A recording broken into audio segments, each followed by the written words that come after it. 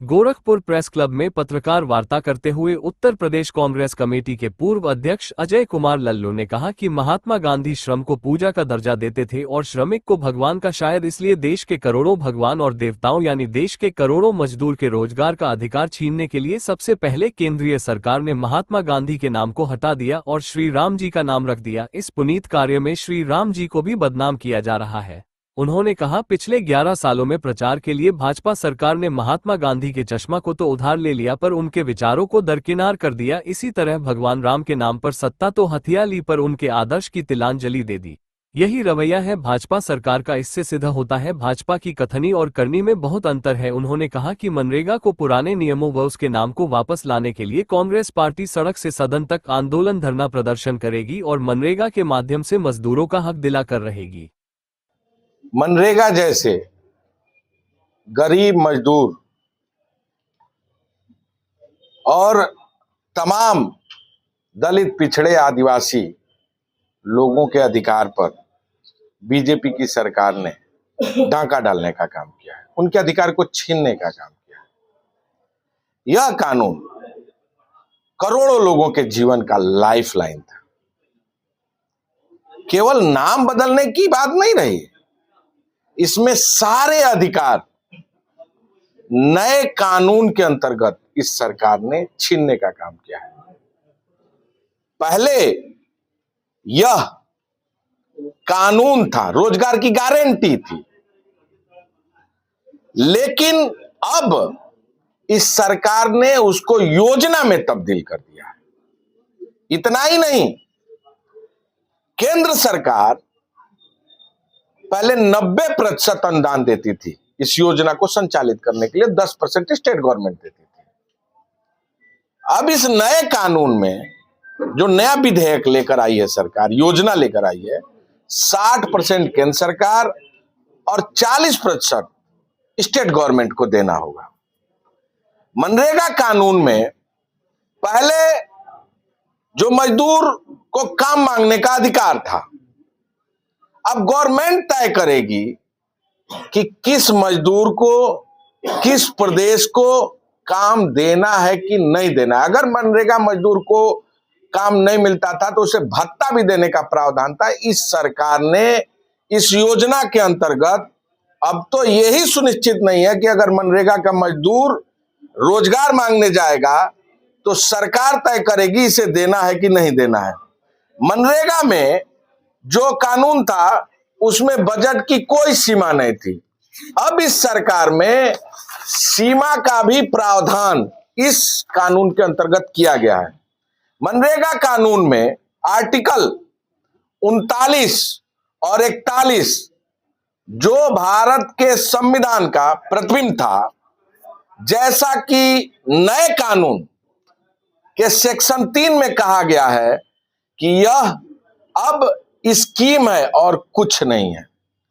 मनरेगा कानून को काम मांगने की न कोई पात्रता न कोई समय सीमा थी, जब चाहे तब वो रोजगार मांग सकता था। नए कानून के अंतर्गत अब कटाई के समय, बुनाई के समय, यानी धान की कटाई हो, गेहूं की कटाई हो, गन्ने की कटाई हो, उस समय नए कानून में मजदूरों को कोई रोजगार नहीं दिया जाएगा। यानी 60 दिन तक कोई मजदूरी इस सरकार में नहीं दी जाएगी। और 6वां जो है, इसमें पहले पंचायत को अधिकार था, पंचायत प्रस्ताव करती थी काम देने के लिए, मजदूरों को काम मिलता था।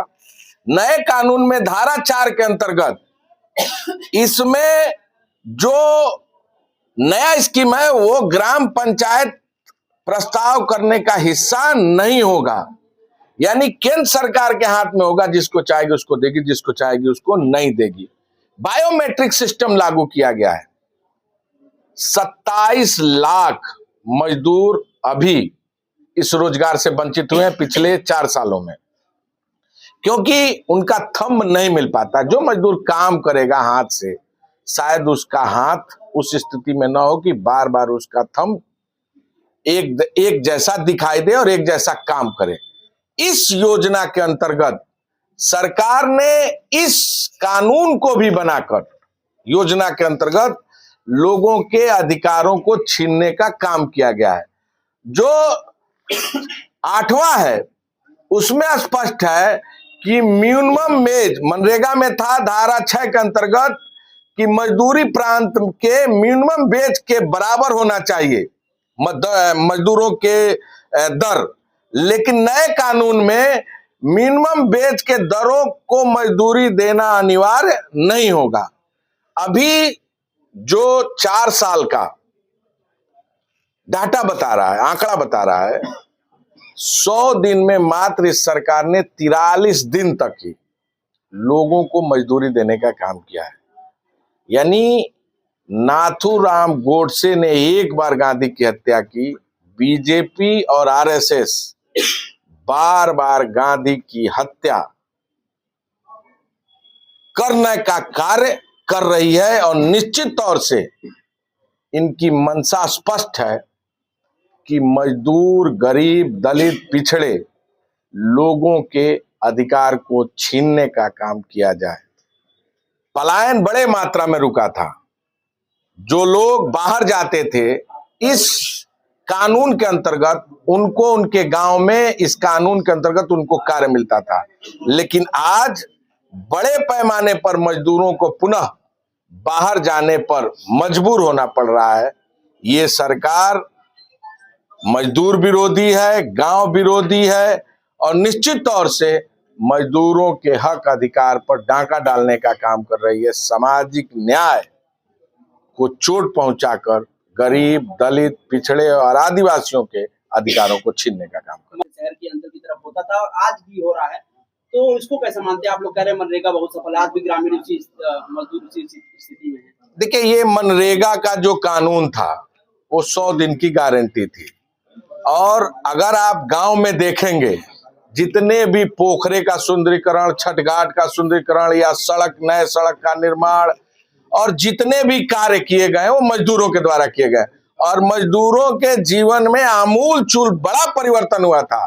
जो लोग बाहर जाते थे उनका जब गांव में ही काम मिलना शुरू हो गया था तो उनका जो पलायन था वो बड़े पैमाने पर रुका था। और मैं समझता हूं कि अगर आप उन प्रदेशों में जहां पर बड़े पैमाने पर आदिवासी हैं, दलित हैं, पिछड़े हैं, उन लोगों के लिए मनरेगा लाइफलाइन साबित हुई है। और ये सरकार कानून को समाप्त करके योजना बनाकर निश्चित तौर से जब सरकार चाहेगी तो उस योजना में पैसा देगी, जिस प्रदेश में चाहेगी उस प्रदेश में पैसा देगी। अब ये कोई सुनिश्चित नहीं है। अगर आज केरल में चुनाव हो रहा है, बंगाल में चुनाव हो रहा है तो योजना का पैसा वहां ट्रांसफर हो जाएगा और बिहार में चुनाव खत्म, योजना का पैसा वहां बंद। तो ये सरकार जानबूझकर इस मनरेगा कानून को समाप्त करके जो नए विधेयक लेकर आई है, ये मजदूरों के अधिकारों को छीनना और मजदूरों को और नीचे दबाने का कार्य करना। मनरेगा में 15 दिन तक पेमेंट उन लोग का हो जाना चाहिए था, लेकिन उस समय भी उन लोग का पेमेंट फंस जाता था। मनरेगा के मजदूरों को पेमेंट नहीं मिलता। तो इसको लेकर के आपकी सरकार ने क्या किया था उस समय और आज? देखिए, हमारी जब सरकार थी तो हमने मनरेगा को एक मजबूत आधार बनाया था। पैसा देते थे, पहले 90% पैसा केंद्र सरकार देती थी, 10% स्टेट गवर्नमेंट। आज 60% केंद्र सरकार देगी, 40% स्टेट गवर्नमेंट देगी। और जो पैसे की बात आप कर रहे हैं, मजदूरों की बात, निश्चित तौर से ये बड़ा चिंतनीय विषय है। जब से बीजेपी की सरकार आई है तब से मनरेगा के बड़े पैमाने पर पैसे रोके गए हैं। और आपको याद होगा प्रधानमंत्री जी ने मनरेगा पर भी एक बड़ा कटाक्ष संसद के पहले सत्र में किया था, लेकिन जब कोरोना काल था तो यही मनरेगा मजदूरों के जीवन का सबसे बड़ा सहारा था और मजदूरों ने इसी मनरेगा के तहत काम करके अपने जीविका को चलाने का काम किया था।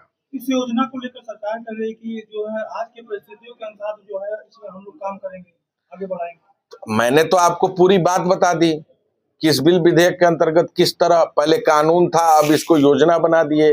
पैसा केंद्र सरकार देगी नहीं, जिस क्षेत्र में जिस मजदूर को चाहेगी उसी को देगी, जिसको काम नहीं देना होगा नहीं देगी। पहले तो सबके लिए बराबर था।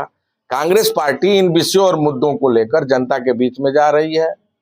चौपाल, नुक्कड़ सभा, जिला कलेक्ट्रेट, विधानसभा का घेराव और 100 दिन तक लगातार कांग्रेस पार्टी पूरे देश में आंदोलन करने जा रही है। और आदरणीय खड़गे जी और आदरणीय राहुल गांधी के नेतृत्व में जब तक यह सरकार बिल विधेयक जो नया बनाई है वापस नहीं लेगी और मनरेगा को पुनः जीवित नहीं करेगी, हमारी लड़ाई जारी रहेगी। एक सवाल है जी। उत्तर प्रदेश सरकार के वित्त मंत्री सुरेश खन्ना ने कहा कि मनरेगा से गांधी जी का नाम हटाना हमारे अपमान करने का कोई मकसद नहीं था। हमने उनसे सवाल किया तो मनरेगा जब गांधी जी के नाम पर तब क्या फायदा था, और अब जब जी राम जी हो गया तब क्या फायदा है? देखिए, आप जानते हैं कि महात्मा गांधी से भले यह जाकर उनके आगे नतमस्तक होते हैं, लेकिन उनका अपमान बार बार किया है। गांधी जी का चश्मा तो लिया है, जगह उसे चिन्ह के रूप में इस्तेमाल तो किया है, लेकिन महात्मा गांधी से चिढ़ किस बात का है? अगर ये मनरेगा, महात्मा गांधी रोजगार गारंटी योजना चल रही थी गरीबों के लिए, मजदूरों के लिए, पिछड़ों के लिए, दलितों के लिए, आदिवासियों के लिए, तो यानी ये सरकार इन सब की विरोधी है। ये चेहरा स्पष्ट है। कोई और भ्रष्टाचार उत्तर प्रदेश सरकार का आपको दिखता है जिस पर आप बात करना चाहेंगे? पूरी बीजेपी सरकार ही भ्रष्टाचार के आकंठ में डूबी हो, चाहे योगी आदित्यनाथ जी हो या कोई भी इनका मंत्री हो। और पिछले समयों में तो बहुत सारे खुलासे हुए हैं, लेकिन क्या कहा जाए, ये कहा जा सकता है, कहावत चरितार्थ है कि जब ऊपर से लेकर नीचे तक सब भ्रष्टाचार के आकंठ में हो तो डर उनको इस बात का नहीं है। समय है, आने वाले समय में जनता जरूर उनका एहसास कराएगी। मतलब हित और राजनीति साधने का बीजेपी ने ये जी राम जी एजेंडा बनाया है क्या? गरीब मजदूरों के अधिकारों को छीनने के लिए बनाया है। फिर मैं कह रहा हूं, पहले कानून था, अब इसे योजना बनाना, यानी यह स्पष्ट है योजना तो कभी भी समाप्त हो जाएगी, कानून को समाप्त नहीं किया जा सकता था। महात्मा गांधी रोजगार गारंटी योजना ही इसका नाम था। बिल्कुल, महात्मा मनरेगा का नाम था, अब इसको बदल दिया गया था, अब बदल दिया गया। देखिए, आप फिर समझिए, मनरेगा जो कानून था, रोजगार की गारंटी थी। जैसे कांग्रेस की गवर्नमेंट, यूपीए की सरकार आई, भोजन का अधिकार दिया। आज मैं वही उसी पे आ रहा हूँ, मैं वही बोल रहा हूँ। कानून वाले में भी तो नहीं, योजना तो गरीब बच्चों को पढ़ाने के लिए 1-1 किलोमीटर पर स्कूल बनाए गए, अब खत्म कर दिया गया नए शिक्षा विधेयक कानून के अंतर्गत। दूसरा, भोजन का अधिकार। आज ये जो धान, गेहूं और चावल ये सरकार जो बांट रही है, वो कांग्रेस फूड सिक्योरिटी बिल का देन है। उसी तरह मनरेगा लेकर आई थी, रोजगार की गारंटी थी, ये देना ही देना था, लेकिन अब इसको कानून के जगह योजना में तब्दील कर दिया गया है। आप दोनों का पढ़ लीजिए, आर्टिकल स्पष्ट हो जाएंगे। 365 दिन में 125 दिन की गारंटी तो दे रही है ना, योजना है। मैंने आपको सारे क्लास तो बताए। कौन सी योजना का बिल जो है राष्ट्रपति पारित करता है? ये तो जो भी गवर्नमेंट बिल लेकर आएगी, योजना के रूप में लाए, कानून के रूप में लेकर आए, ये अंतर होता है। इसको सरकार ने कानून के रूप में नहीं, योजना के रूप में लाई है। जो 125 दिन की बात आप कर रहे हैं, मैं फिर आपको बता रहा हूं, आप इसको थोड़ा संज्ञान लीजिए। ये सरकार भंवर जाल में पूरे प्रदेश और देश को गुमराह कर रही है। गुमराह इस मामले में कर रही है कि 60% सेंट्रल गवर्नमेंट देगी, 40% स्टेट गवर्नमेंट। बहुत सारे स्टेट हैं जिसके अपने अर्न के साधन नहीं है, तो नहीं, ये कहना है मैं जो पहाड़ी राज्य है उनमें अभी भी वही स्थिति रहेगी कि 10% स्टेट देगा और बाकी 90% लेकिन जो चीजें हैं केंद्र सरकार चाहेगी तो मजदूर चयन करके देगी, उसको मन करेगा इनको देना है तो देगी, इनको नहीं देना है तो नहीं देगी। पहले ग्राम पंचायत को अधिकार था कि ग्राम पंचायत प्रस्ताव करती थी कि सड़क को भरवाना है, क्योंकि ग्राम सभा से बेहतर कोई नहीं जानता था, क्षेत्र पंचायत से बेहतर कोई नहीं जानता है, जिला पंचायत से बेहतर कोई नहीं जानता है। और कार्य योजना बनती थी, उस प्रस्ताव के माध्यम से सड़कों का निर्माण, खड़ंजे का निर्माण, पोखरे का निर्माण या कोई भी योजना संचालित होती थी। लेकिन अब यह निश्चित नहीं है। अब यह सरकार जिस राज्य में चाहेगी, जिस जिले में चाहेगी, जिस गांव में चाहेगी और जिस मजदूर को चाहेगी उसी को देगी, नहीं तो नहीं देगी। अच्छा, एक बड़ी चीज आज आपने कही है, सूबे के मुख्यमंत्री योगी आदित्यनाथ ने जो एक बड़ा कटाक्ष किया कि भ्रष्टाचार की सरकार है। 8 साल में यूपी में कौन सा भ्रष्टाचार सामने आया? आप शायद भूल रहे हैं कि पिछले दिनों बिजली विभाग के कर्मचारियों के भविष्य निधि का सबसे बड़ा मामला आया था, 10,000 करोड़ का मामला आया था। और वो भविष्य निधि अभी भी कर्मचारियों को नहीं मिल पाया है। अयोध्या में जहां भगवान राम हम सब के आराध्य देव स्थापित है, वहां पर जमीन घोटाले का मामला और बड़े अधिकारी उस घोटाले में संलिप्त है। ये भ्रष्टाचार नहीं है। अगर भ्रष्टाचार की गिनती कराऊं तो गोरखपुर से लेकर लखनऊ की जो दूरी है वो भी कम पड़ जाएगी।